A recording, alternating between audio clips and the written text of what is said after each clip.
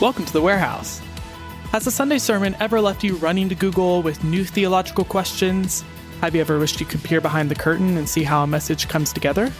That's where we come in. Here at Cornerstone Church, we spend hours every week talking about Scripture. This is the place to learn about passages, dive into their context, and study the Bible's cultural background. Come to the Warehouse, where we extend what you learn from the stage. Well, hey, welcome to the Warehouse. Today, I am joined by Stephanie. Say what's up. What's up? Specifically that. I did. Good job. Thanks. Found it. Okay. Yep. And we have guest star, Star. He's a Nick star. Volkening. Yes, we do. Happy Oh, to be here. Oh, yeah. So today, we're going to be hopping into Reflect Week 1 here in just a minute. But before we do, we've got an icebreaker question. What is it? I don't know how to say. Okay, what is your favorite Midwestern Trope? Saying? saying, slang, Okay. thing? Novelty, uniqueness. My favorite is, I'm just going to sneak right past you, and let me tell you why. I think it's the most Midwestern because it's polite. Ooh. It's like we're talking to each other when we don't really need to be talking to each other. So it's like if you went to New York City, nobody's going to say, I'm going to sneak right past you. They'd probably say, I'm walking here. Or something like that, you know. That's mine. I like it. I also like, so it's polite in its tone. Also, the idea that I'm sneaking means that I'm going to do my very best not to inconvenience you. Or touch you. Exactly. Or touch you. No touching. Uh-huh. Like this. I like it. Yep. How about you, Steph? Oh. Mm-hmm. That's what you say if you accidentally touch them Yes. Yep. whilst Or sneaking right or past. if you walk in their lane or something like that while they're walking down the grocery store and you accidentally get in their side of the lane, you're like, "Oop," That's it. you know. Yeah. Oop That's is it. a big one. Do you treat the grocery store and pretty much every other situation in life as if you should be in the right-hand lane? Because I do. I would say so. Yeah, It's I think I do. carts, walking. It's like, this is the standard way of doing things. When I go into a store, I find myself going, what are you doing walking out of this store? Like this is the one to walk into. So I would say, I feel that. Oh, I always at Sam's Club, I walk into the out a lot. Mm-hmm. I'm one of those people. Mm-hmm. Rule breaker. Yeah. Ranch dressing Very good. for me. It's like, That's your Midwestern. it's a Midwestern thing to like ranch dressing with a bunch of things. What's your brand? You know, I like Kroger brand. this is like a sore topic for me because we sorry. are all, I wish Are you you wouldn't okay? pick it. Not great. Listeners, you can't see this, but he is actively weeping right now. It's okay. So my wife and I shop at Aldi most often. Absolutely. And we tried a bunch of different ranch dressings, and I had a particular flavor in mind that I wanted that none of them were living up to that. Yep. Because I'm a ranch dressing with pizza kind of person. Oh, That's absolutely. so good. And we finally found Aldi brand buttermilk ranch specifically. I wanted the tang of buttermilk ranch. Yep. Mm-hmm. It's the tang.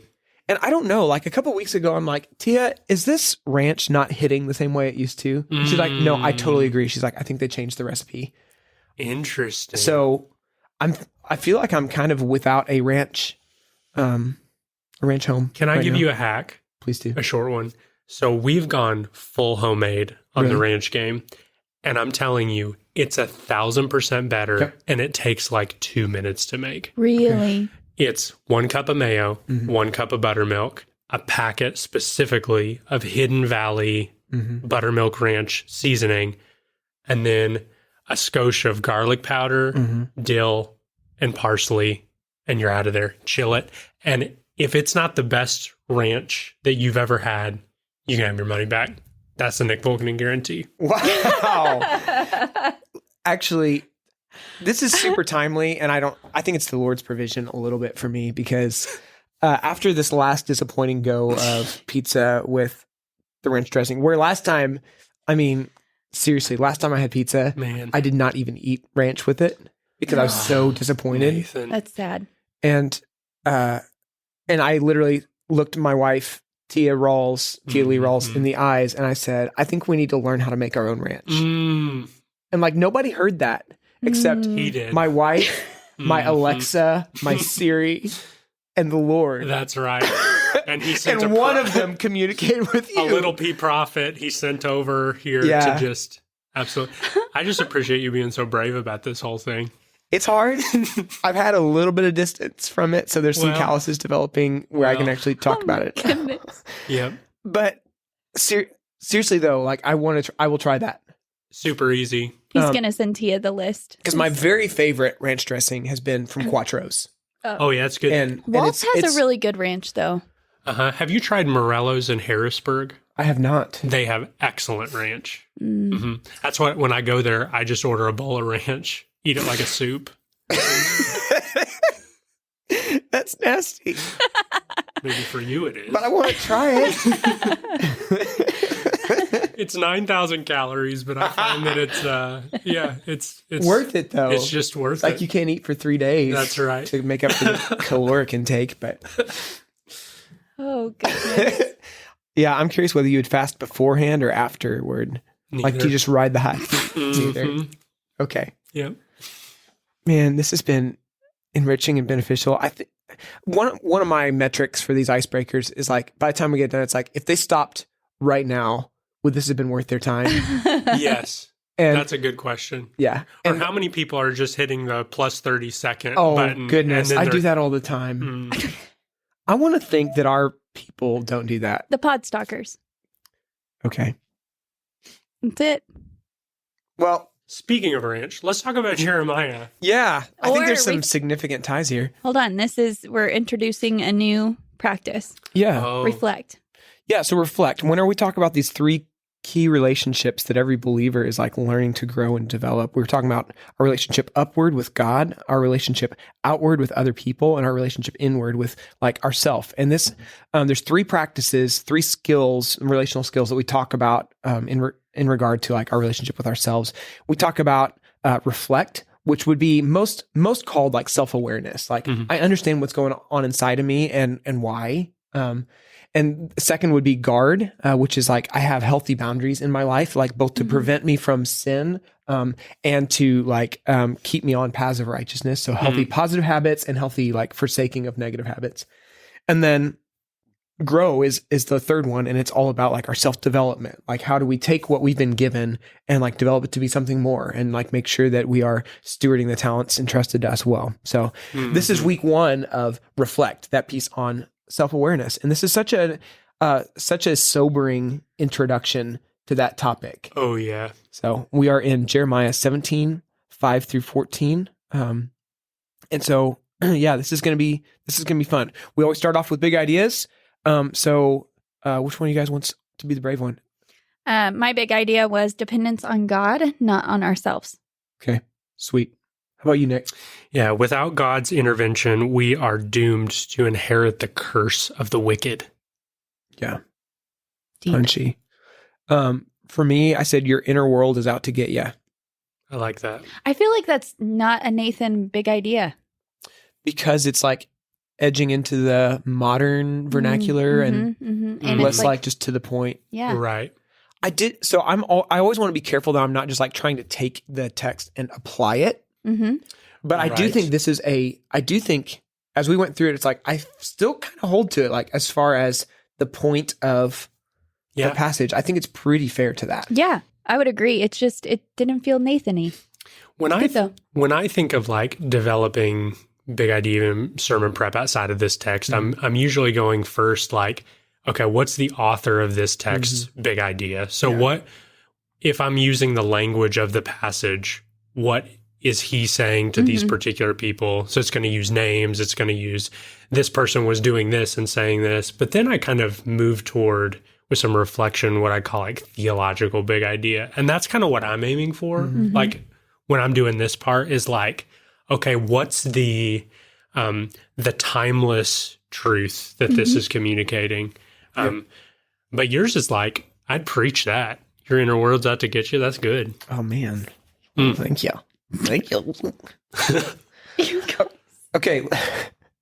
Nick and I have like I keep wanting We to be enjoy each weird, other a but then lot. I'm going, oh, this is being recorded. I forgot. yeah. Yeah. Like might cross over the weird line. Exactly. You guys are like really good friends outside of this. We are. And I kind of feel like the Translates a little bit. third wheel right Oh, now. we're really good friends too, though. No, not like that. It's Oh, like gosh. you guys are on like your own little bromance over here on this. Sorry, Stephanie. I'm sorry. Not like that. That just hit gosh, my that- includer personality really hard. I didn't mean it like that. It's fun to watch you two together. Okay. That's You're what getting I ready to meant. say that you're a third wheel. Yes. Like, With A third wheel makes a tricycle, and those are a blast. hashtag Nikki thought. Absolutely.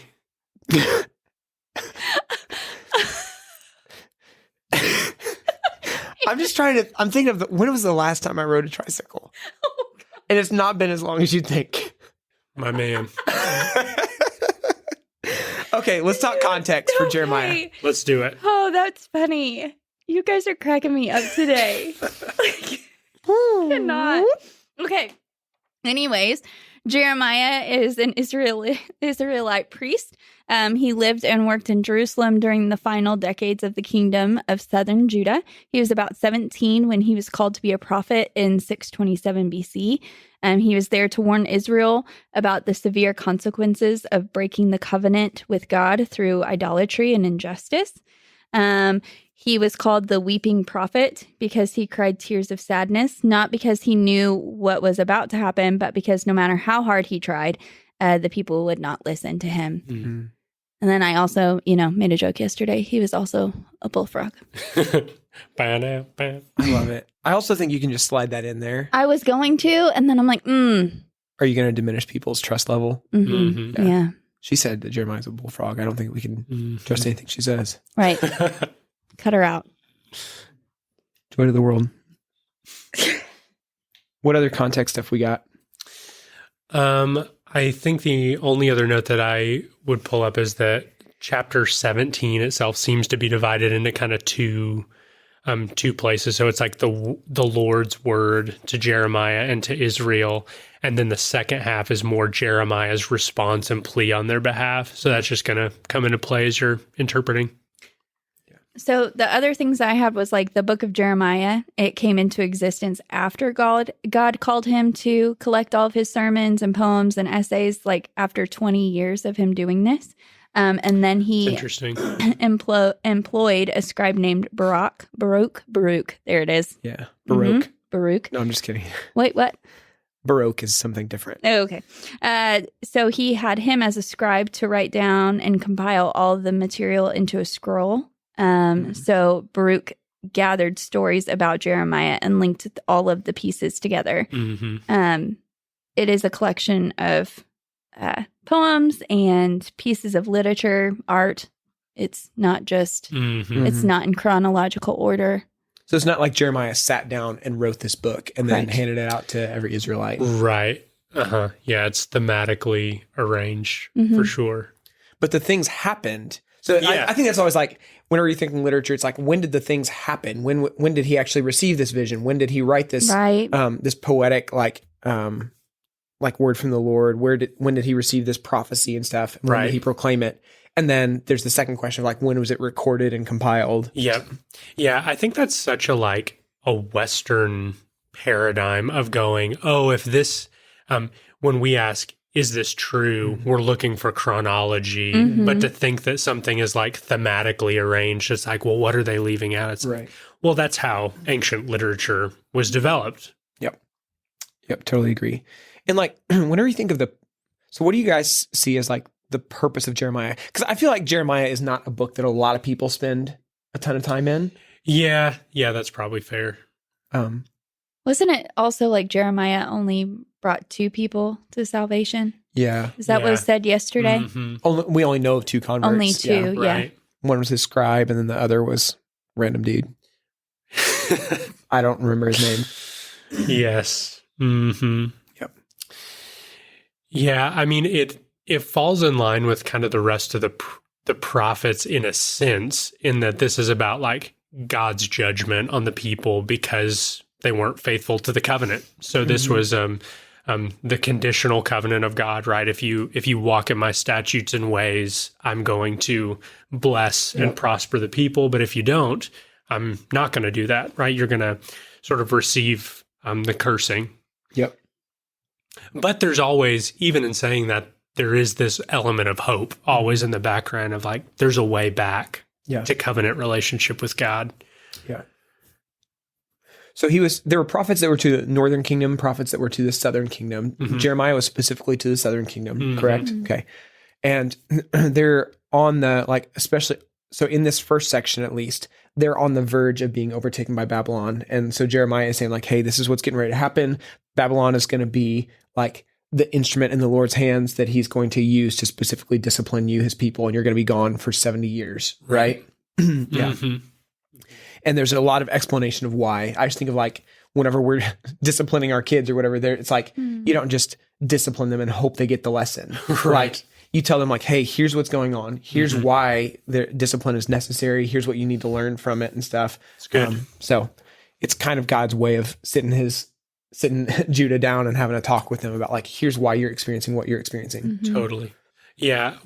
Maybe one other contextual note that's worth pointing out. This was not a for sure connection, but at least thematically, if you were to read Romans 2, I think it was hard for me. Like as soon as I'm reading Jeremiah 17, I started thinking about Romans 2, some of the language that Paul uses there. And so sometimes it can be helpful. Like if I'm reading Jeremiah 17, I'm having a hard time like figuring out, well, what does this mean? I may look somewhere else in the New Testament where one of the apostles dealt with a theme or the same passage and go, well, how did they conceive of these ideas in light of who Jesus is? Because that gives me, then I'm not guessing, right? Then I have this clear path of, oh, that's how they thought about it. So that's how I'll think about it. So yeah, reading Romans 2, I think was helpful to go, okay, yeah, judgment is real. We need God to intercept our judgment. Without his intervention, we're stuck. And that's really what Jeremiah is going after. Yeah. It's good. Yep. And then, so that's like context of the book. Immediate context, whenever we think about so we're hopping into Jeremiah 17, 5 through 14. What do you guys see in the first 4 verses of that chapter? Because that's important, for us to look at it in its context. Anything you guys had notes on?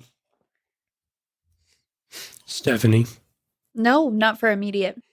Okay. So for me, I had like so in verse 1, it says the sin of Judah was written with a pen of iron with a point of diamond. It's engraved on the tablet of their heart, and on the horns of their altars. And so like, this particular section is dealing with the sin of Judah and like how deeply engraved it is. I mean, we're thinking with that a point of diamond, that's like, it's implying that it's engraving on stone tablets. So it's not like pencil and eraser, kind of like the way their sin is. Like, it's not just like it's not penciled in. It's like engraved in stone, which I think is significant as we're going into this portion. Absolutely. Yeah. And he seems to suggest there like the cost of their idolatry is going to be exceptionally high. Like, I'm going to pull your heritage out of your hands. Your like all of your wealth is going to be given as the spoil to the victors who overtake you. So this is a big deal. Yeah.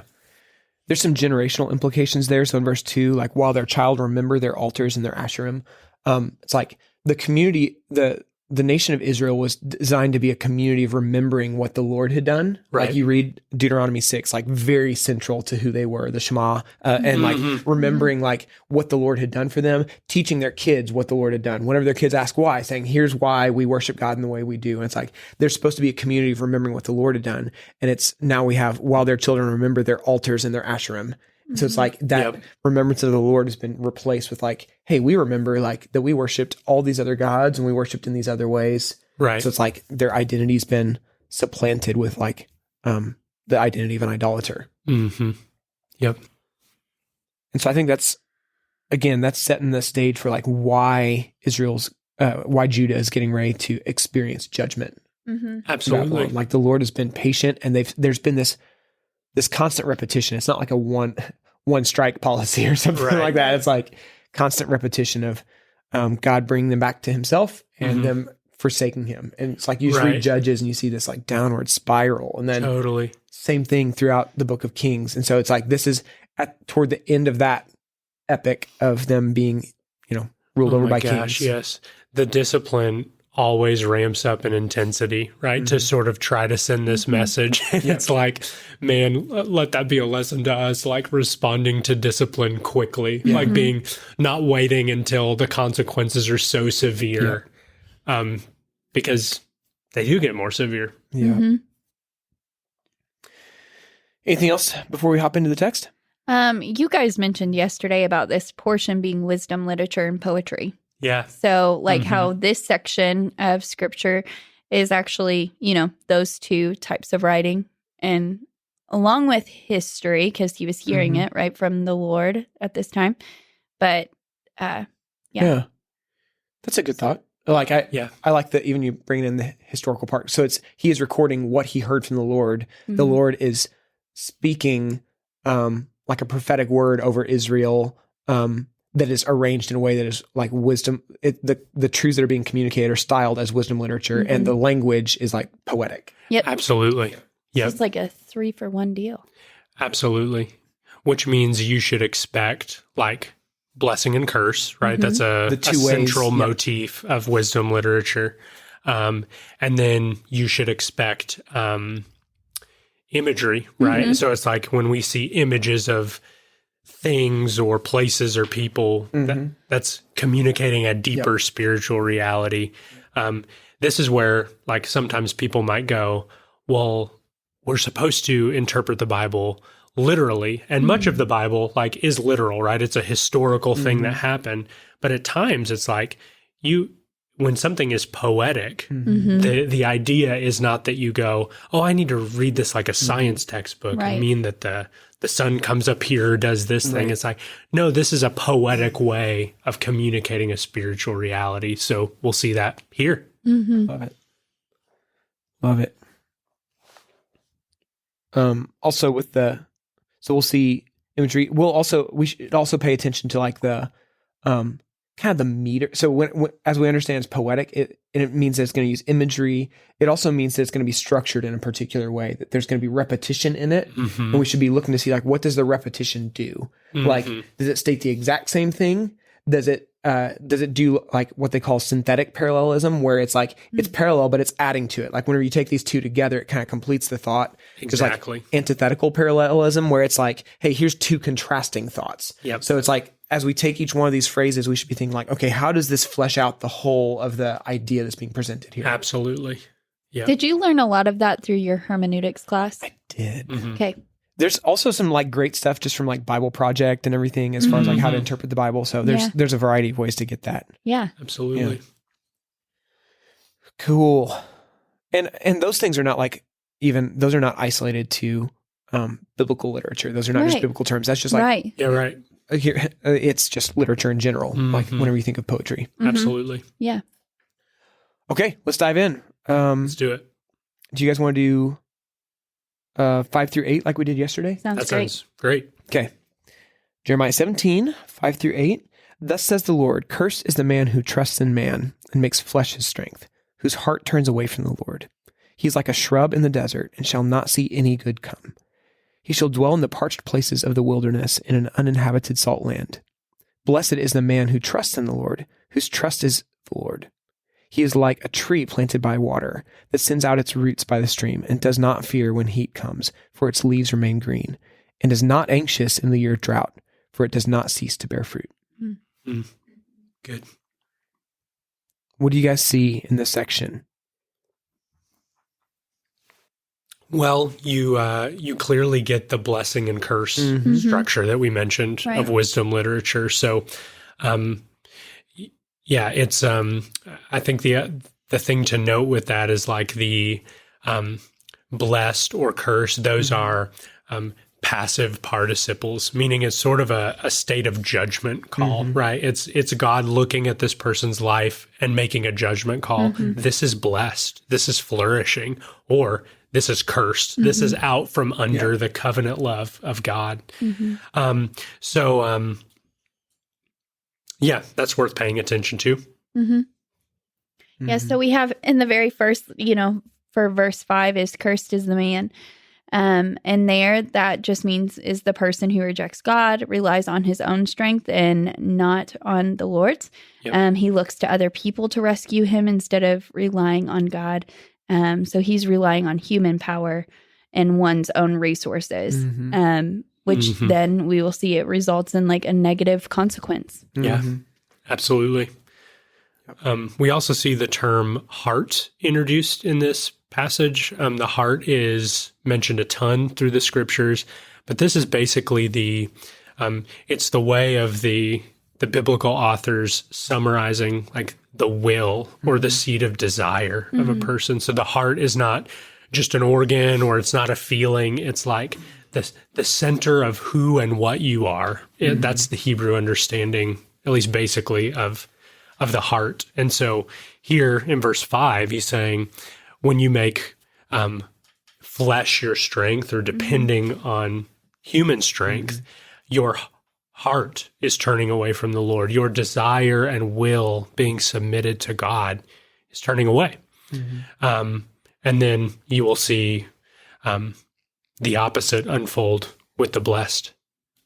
Yeah. I think that's such an important word. Even like we think of heart, like modern context in like internal organ, like the concrete reality of it, the abstract meaning of it. We tend to equate it primarily with emotions, right? And so like from my study, it seems like this is the most all-encompassing word that they use for your inner man. Exactly. So it's like it would encompass your decision making, your thought processes, like your emotions, like all those things, everything that happens inside of you, like exactly, would be encompassed in this word heart. That's good. Yeah, I realized I just affirmed myself right then. That's good. Yeah, That's so good. That's why I said it. Lucas pointed out yesterday that word shrub there in verse 6. The Hebrew name of that tree could be called Ar. So Ar, which sounds similar to the word for cursed.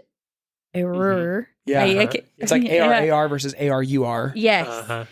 So it was like a word play. Which is central like to poem, like to this poem and stuff like that. So it was just kind of neat how he pointed that out. I'm like, that's super cool. Yeah.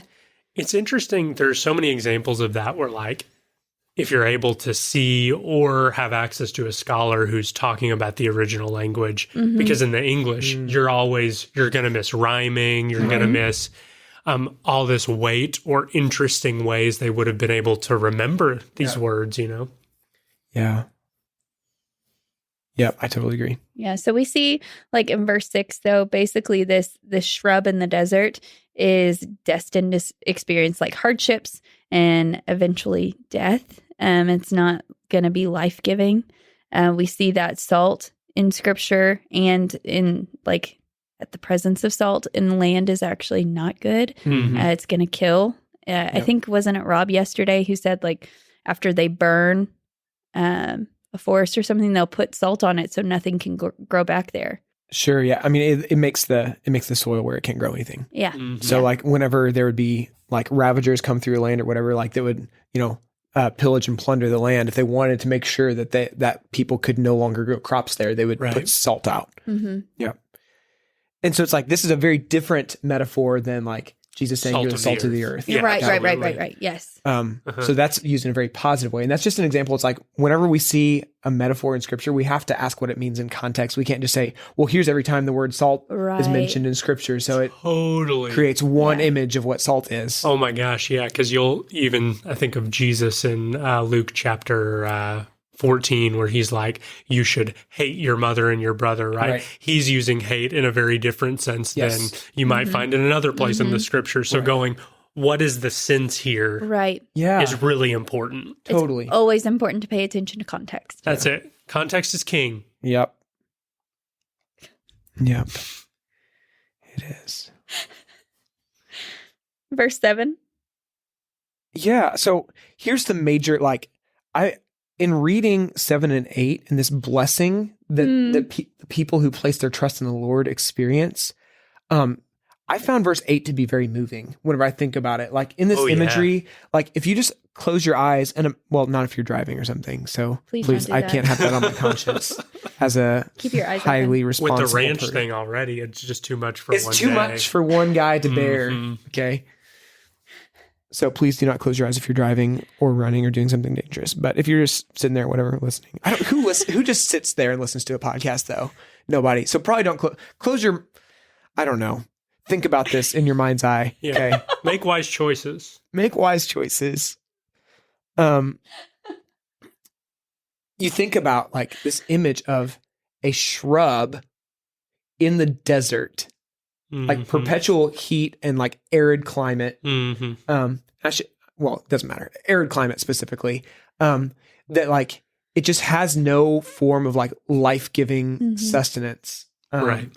And so like it's going to experience death and like its existence is just going to be miserable. Yep. It's like that kind of picture versus a tree that is planted by streams of water. Later on, it calls the Lord living water in this passage. And that with that, for the shrub, there's this perpetual sense of dryness. With the tree, there's a perpetual like life-giving sustenance from the water. Right. That's like even whenever there are seasons of heat that Yeah. comes, it doesn't have to be afraid because it's going to stay green because it's tapped into the water supply. It doesn't have to be anxious in the year of drought. Even whenever water dries up all around, it still Exactly. experiences the life-giving water of this stream. Mhm. I'm like, goodness gracious, how inspiring is that to be to be brought into the family of God, to be people who can abide in Christ and experience that life no matter what. Oh my gosh, man. That's the stuff right there. It really is. I think it's beautiful that it says like does not fear when heat comes. Yes. So the assumption is not, hey, you're part of the covenant family, no heat, right? You're done with heat, which is just not if you've lived at all, you just know that's not the case. Right.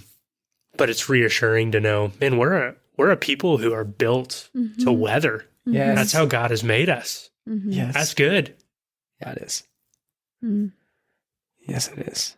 And then even like not just like you'll survive, but for it does not cease to bear fruit. Come on. Like it stays green. It's not just that like it shrivels up and like loses its leaves and stops bearing fruit, but somehow makes it through the arid season. It's like it stays green and bears fruit. Exactly. It's like that is the promise for believers that like even we can count it joy whenever we encounter trials of various kinds because it produces something. It is even the heat is producing fruit in us. That's good. So anyway, You bet to preach over here. I know. I'm like over here. I'm going to start clapping. It's good. need a little what Parker calls a praise break. Just like get a little Hammond B3 organ in here and Come on. get some people testifying. Mhm.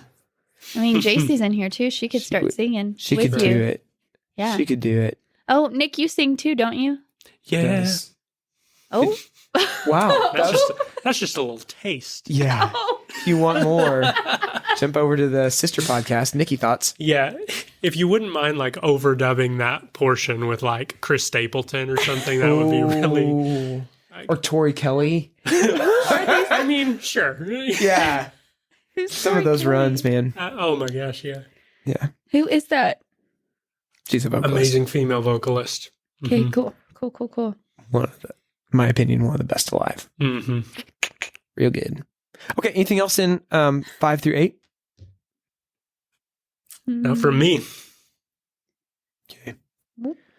I think for me, and this is like very high level, but it's like sometimes we can miss the forest for the trees a little bit, like particular metaphors that we don't understand. It's like we see in here that trusting in man is diametrically opposed to trusting in the Lord.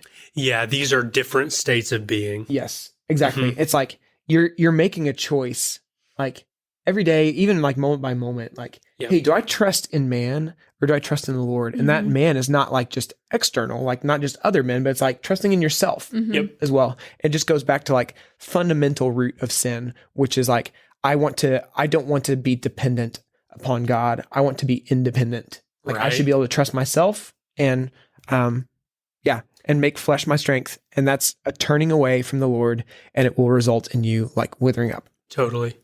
And that is like so the rhythm of our culture in many ways, which makes it even harder to detect. Yeah. Which is interesting because that's where he ends up going next, is like the process of detection, right? Segue. The heart is deceitful. This is verse 9 and 10. Before the partridge. The heart is deceitful above all things and desperately sick. Who can understand it? I, the Lord, search the heart and test the mind and give every man according to his ways, according to the fruit of his deeds. I think what's interesting here is that you've got like prophetic word from the Lord at the front part of our text, this back and forth, blessed and cursed. And then it seems that Jeremiah sort of stops to reflect. And he goes, hey, God has said, these are the two ways of heart. These are the two ways of being.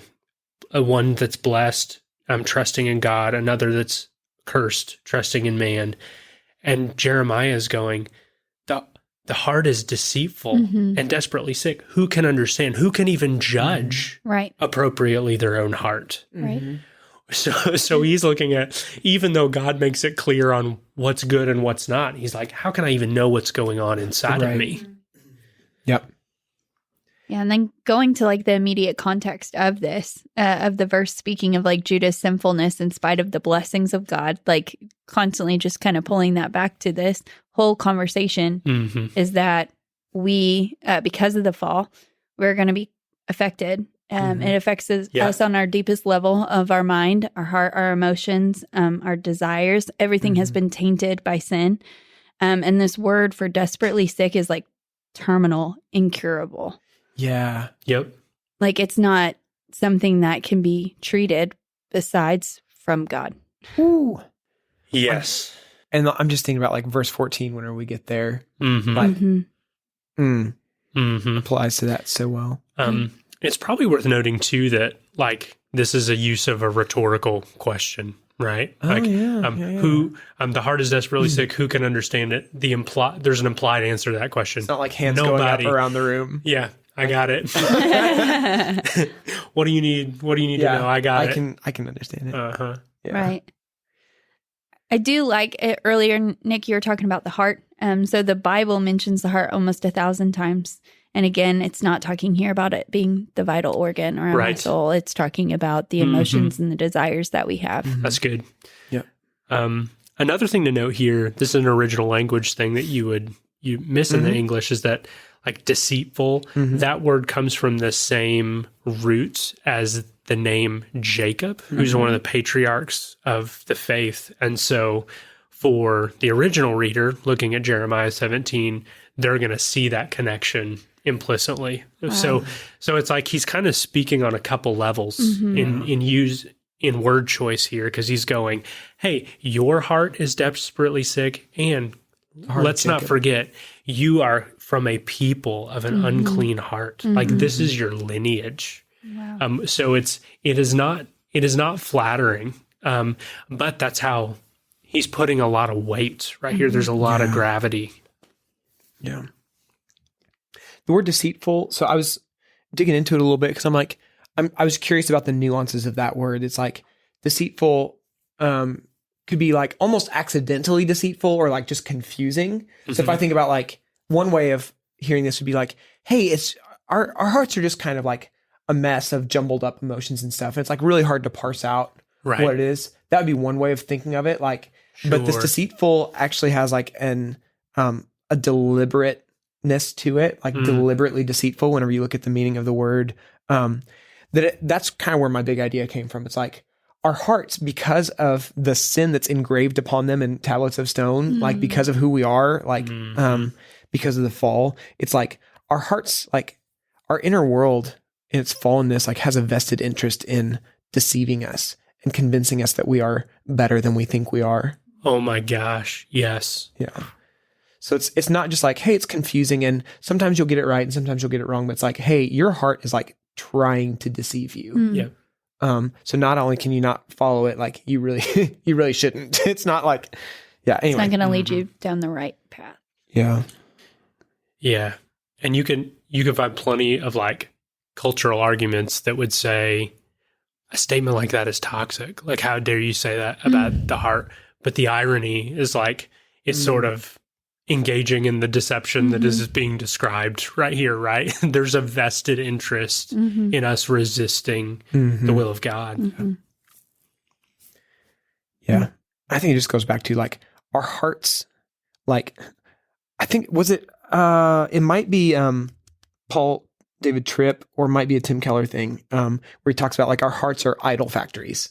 Yeah. Like just constantly crafting like things to worship. And so like in this context for Judah, that's like been literally making idols and going to worship and teaching their kids to worship these things. It's like, this is a component of like what the human experience is like. We are constantly creating gods that are more amenable to like our desires. Right. And so it's like, I want to worship at this altar. I want to worship at this altar. It seems like that was John Calvin, it looks like the earliest credited. There we go. Thank you, research assistant. I got you. Nikki, thoughts? And so then you have this, like, you mentioned this being a rhetorical question, so Jeremiah's interjecting here, which I think everybody who's listening to this who probably goes with us here, but it's like, I also want to point out that the fact that it's Jeremiah speaking, not the Lord, makes it no less inspired. Absolutely. Right. So it's like, it's an interesting thing to think about. It's like, it's changing voice, but not changing an inspiration or authority, because he's being inspired by the Lord to write this. That's good. Yeah. Good point out. And so then he goes into another like direct quotation from the Lord. I, the Lord, search the heart and test the mind to give every man according to his ways, according to the fruit of his deeds.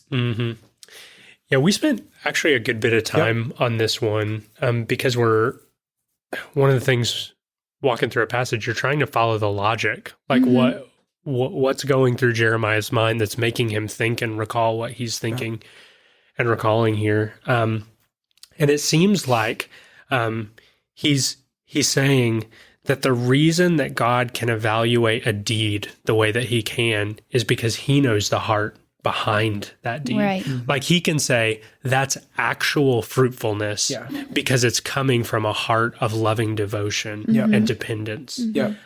Whereas as we're evaluating, right, if we were to look on the outside with a deceived heart, we go, hey, that's pretty good. That's pretty good, right? When the Lord sees the inside, he tests exactly. He knows what's going on the inside. Yeah. I had that. We may not understand our own hearts, but God does. We see in Psalm 44:21, he says, he knows the secrets of the heart. 1 Corinthians 14:25, Jesus knew all men and had no need that anyone should testify of man, for he knew what was in man. John 2:24 through 25. Based on his knowledge of the heart, God can judge righteously. And then Jeremiah 17:10. This verse has been the one that's challenged me since we've gone through exegesis the most. I was driving here this morning, finding myself thinking like, man, somebody coming up to me after a sermon and saying, great job, is not the litmus test of something being fruitful in the kingdom of God. Yeah. What is fruitful?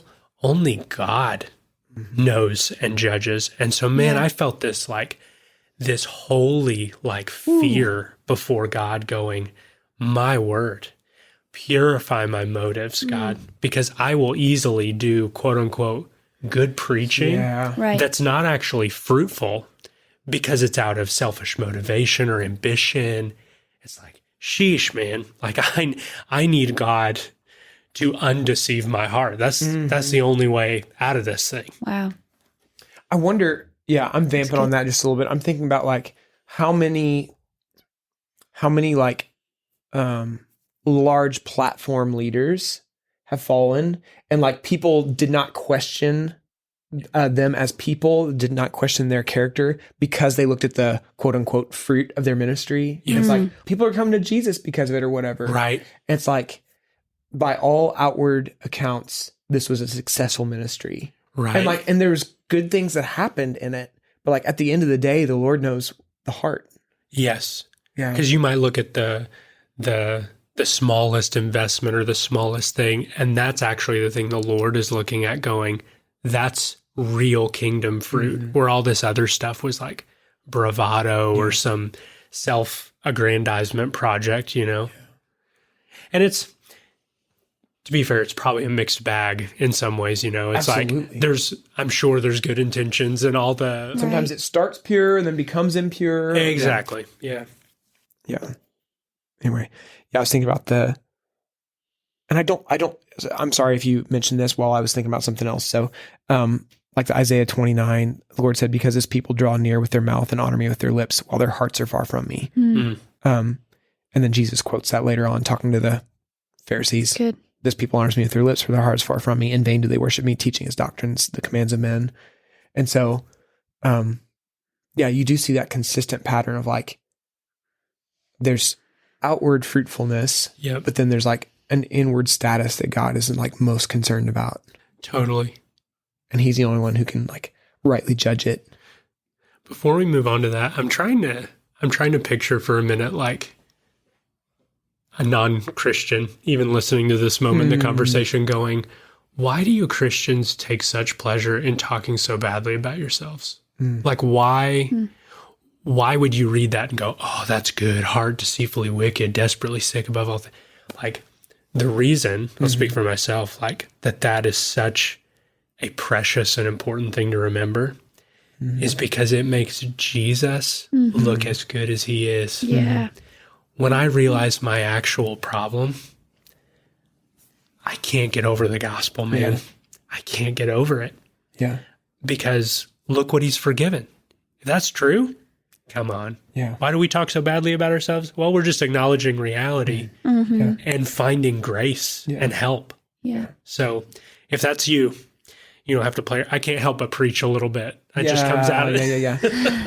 I'm just thinking about too, like in that, I think we all have that, like, so because of the way we're wired as humans, like, I think we all have a little bit of this fear in us that like, hey, what if I'm actually like way worse than I think I am? Yep. And like it nags at us. And so like the gospel is like, it's both that like, hey, good news, you're way worse than you think. Yep. And God is like way more gracious than you could ever imagine. That's it. And so it's like, it's like we try so hard to just like paper over the holes in our heart and stuff. It's like, Totally. and instead, like the gospel just tells us that like, your heart is deceitful. You cannot trust it. It's desperately sick and incurable. And verse 14, heal me, O Lord, and I shall be healed. Save me and I shall be saved, for you are my praise. Come on. That's good. Woo! I know. I'm like over here like. That'll preach. Yeah. It's good stuff. Yeah, it will. Okay. Yeah, it will. 11. Like a partridge in a pear tree. Absolutely. Did you want to say in a pear tree? I did. 100%. Okay. Yeah. Thank you. I could see everybody's eyes cross a little and that they were all feeling it and thinking it, but nobody said it. Yeah. Two diverging thoughts for me. One would be partridge in a pear tree. Other would be partridge family. Of course. Yeah. Oh. Of course. Okay. Okay. Like the partridge that gathers a brood that she did not hatch, so is he who gets riches, but not by justice. In the midst of his days, they will leave him, and at his end, he will be a fool. This is kind of an odd metaphor. It is. Yeah. Or I guess it's a metaphor and a simile, right? Because it's like as this. Yeah. Yeah. This was the one that was hardest interpretively for me of going, because again, I'm trying to follow the logic. Right. Like what's the thinking here? Yeah. And it seems like as Jeremiah is offering some comment here, that he's basically saying, hey, here's what those unfruitful deeds look like. Here's an example. Here's an example. Exactly. Yeah. Like, here's an example of the outside looks good, but the inside's actually bad. Because, man, you would view a partridge with a brood, and you immediately go, hey, excellent job, partridge. Nice brood you have. Nice brood. I was talking to a partridge yesterday about that. And that came up. Wow. That's amazing. Good for you, man.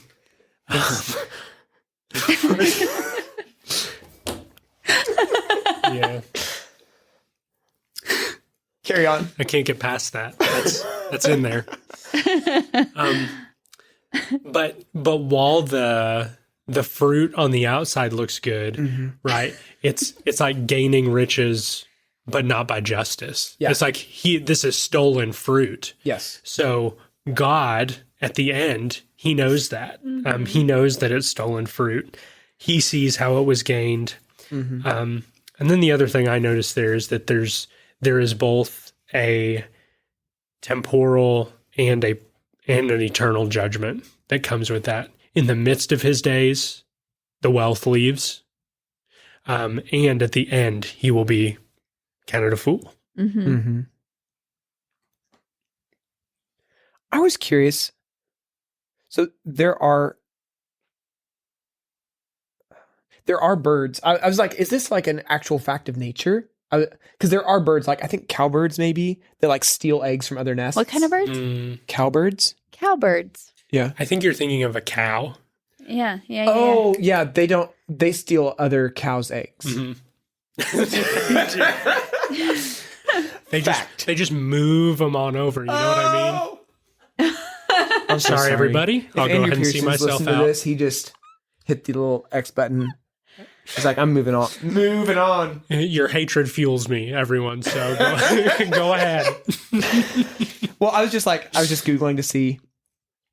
I don't know. It's there. I see some potential evidence that like maybe partridges are one of those birds that actually steals. I don't know. It's just an interesting thought. I'm like, is this a fact of nature that we didn't think about? Like that partridges actually do steal eggs from other birds. I don't know. Just I don't a know curious either. thought. There are birds that do that. Either way, the metaphor is partridge has brood of chicks. You think, good job, partridge. Actually, that partridge stole the eggs or the chicks from another bird. Absolutely.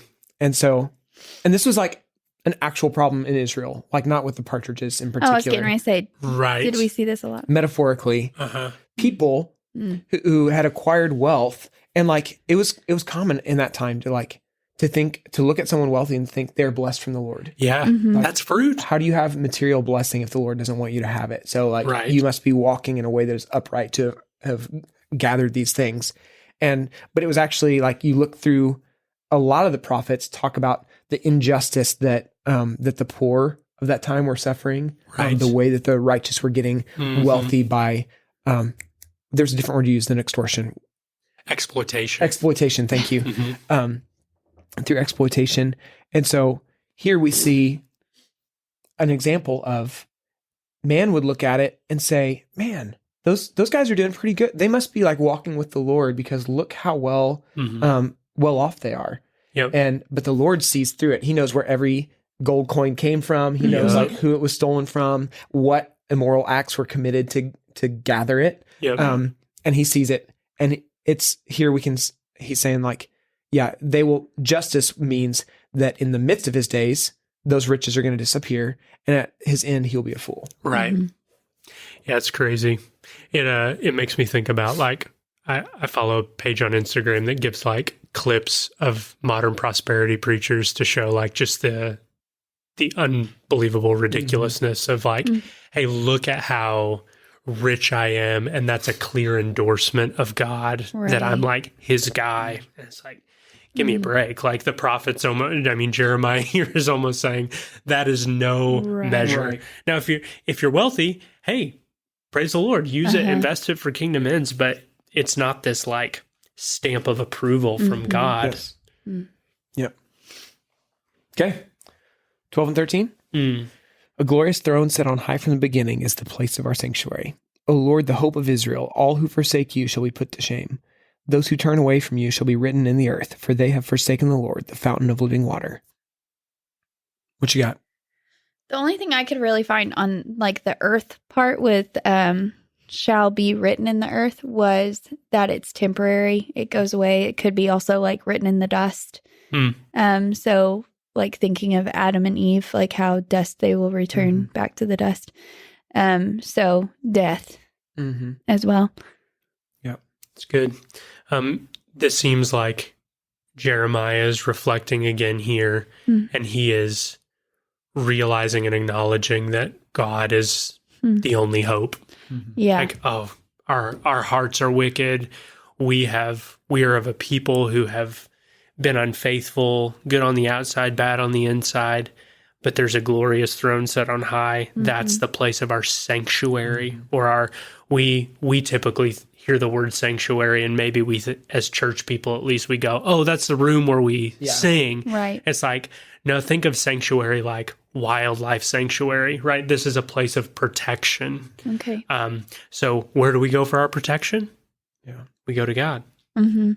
Yeah, I'm even thinking about like, so Israel was at one point, a theocracy, Right. like, and then moved toward like being ruled by an earthly king, and that like there were a couple decent ones, Yep. And mostly bad, Mostly kings. bad. And so like that actually led to many of their problems with idolatry. And so for him to say, to be obviously referring to like God's throne, it's like resubmitting to the kingship of the Lord. And that's where safety is found. That's good. And so with that, it's like you have this promise that's like the glorious throne set on high from the beginning, like an eternally reigning king is the place of safety.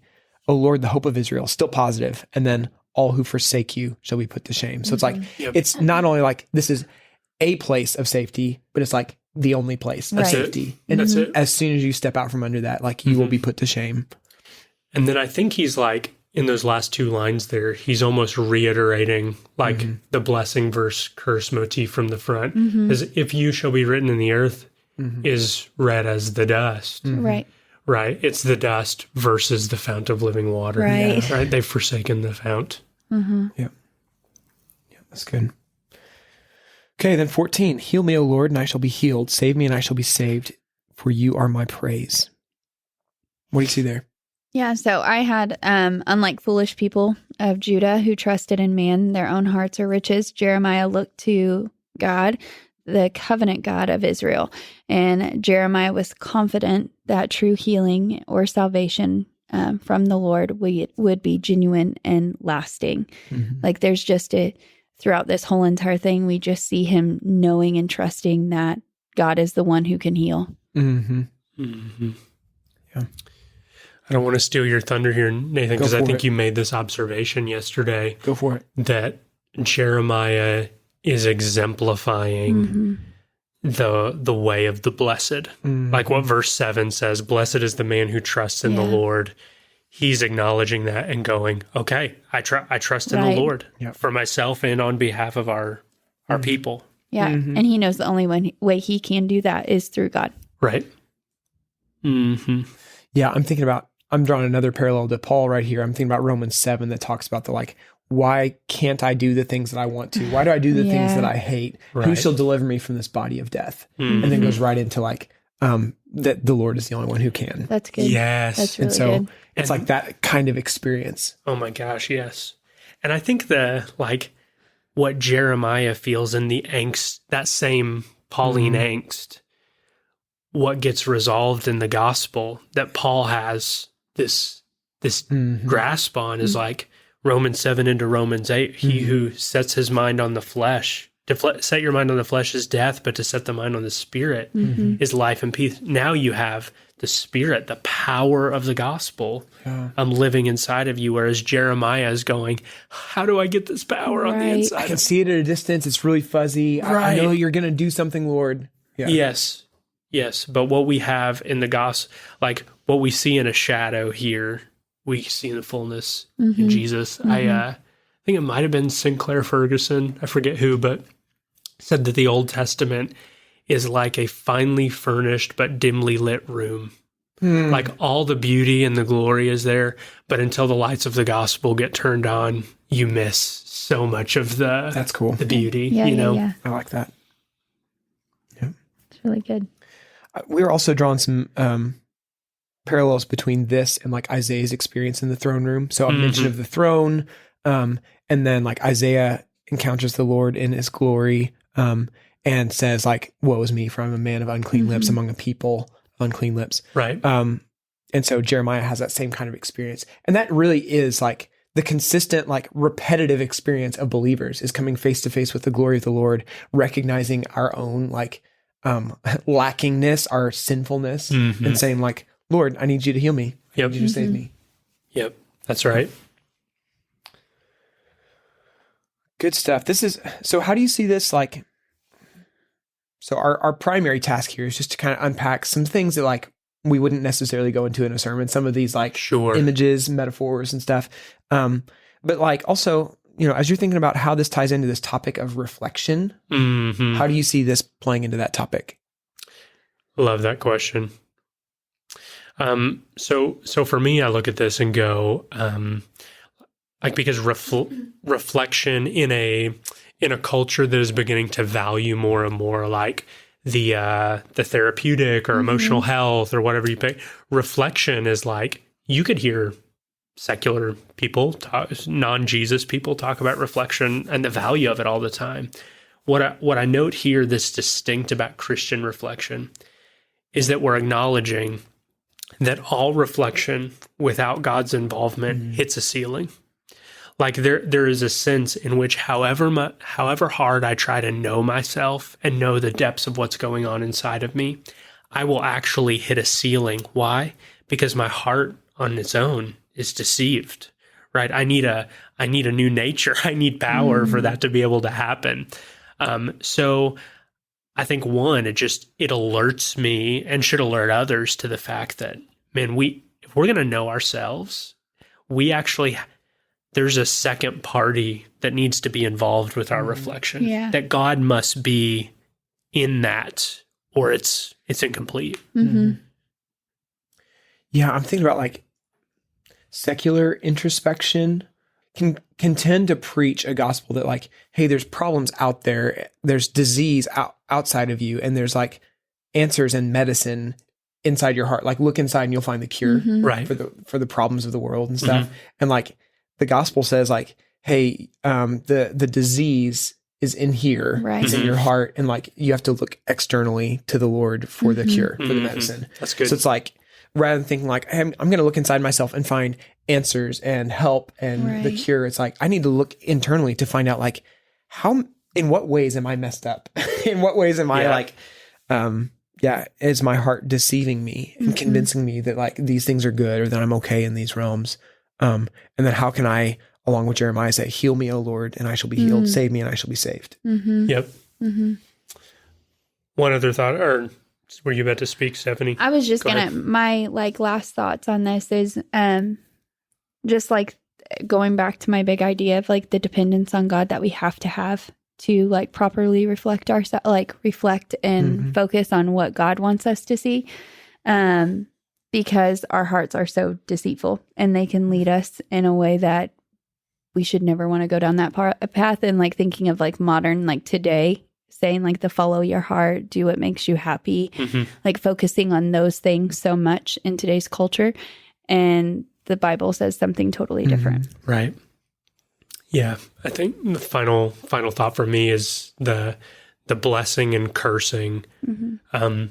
All wisdom literature is an invitation to reflection. Yeah. It's like, consider the state of your own life. Are you living a cursed life or a blessed life? That's good. Does God look at this and rejoice or wince in a sense, And so I think evaluating, looking like, here's what a cursed man does. He trusts in his own flesh. Here's what a blessed man does. He trusts in the Lord.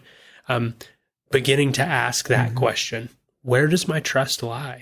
Is it in my own strength? Is it in what is doable by human means? Or is my ultimate trust and belief of provision and my standard of what's good and what's not good, is that coming from God? Because that's the blessed life. Right.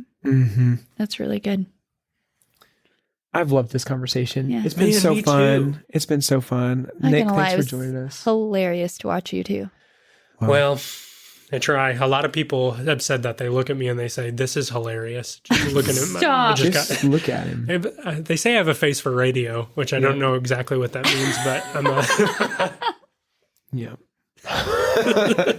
Thank you guys for listening. I hope it's been an enriching experience for you. I hope you've fallen more in love with the gospel, that you've experienced the word of the Lord, and that it's like enriched your day, your week. It's helped you to reflect some on who you are, and like even spaces where there's need for repentance and where you can be met with the grace of God. I hope it's been that for you.